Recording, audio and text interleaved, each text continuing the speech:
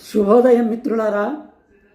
పద్య కవిత్వము రచన ఇప్పగుంట సూర్యనారాయణమూర్తి. శీర్షిక సంసారము.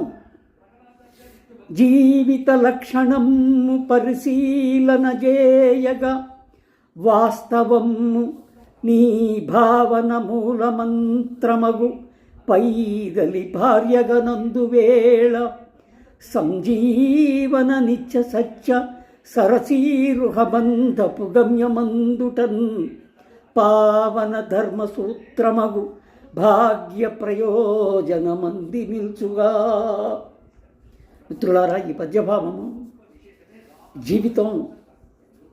మనం జీవితంలో సంసారాన్ని పోషించుకుంటూ జీవితాన్ని నెట్టుకురావాలి.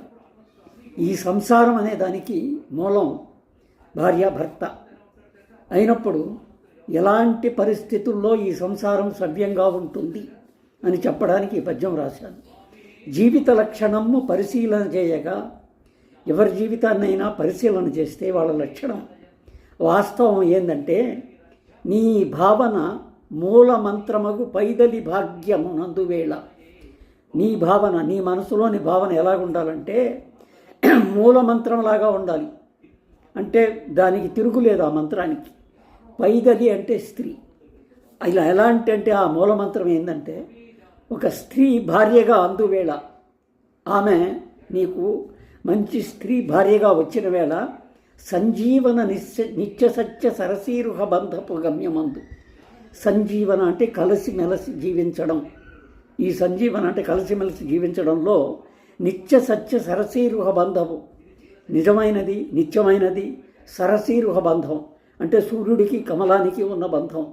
సూర్యుడు వస్తుండగానే కమలం వికసిస్తుంది. అలాగా భార్య ఉదయం లేచి అన్ని పనులు చేసుకుంటూ ఒక సూర్యుడు కమలానికి ఉన్న బంధాన్ని ఆమె గమ్యమందునట్లు చేస్తే పావన ధర్మసూత్రమగు, అది చాలా మంచి పవిత్రమైనది అయ్యి భాగ్య ప్రయోజనమంది నిలుచుగా. భాగ్య అంటే ఈ పూర్వజన్మ సుకృతం వలన జరిగేటువంటి మంచి పని, దాన్ని మనం సాధించుకోగలము అని చెప్తూ చక్కని సంసారానికి మూల కారణం ఇది అని చెప్పడానికి ఈ పద్యం రాశాను. మిత్రుడు ఈ పద్యం చదివి మీ ఆలోచనను నాతో పంచుకుంటారని, నన్ను ఆశీర్వదిస్తారని సెలవు తీసుకుంటాను. నమస్తే.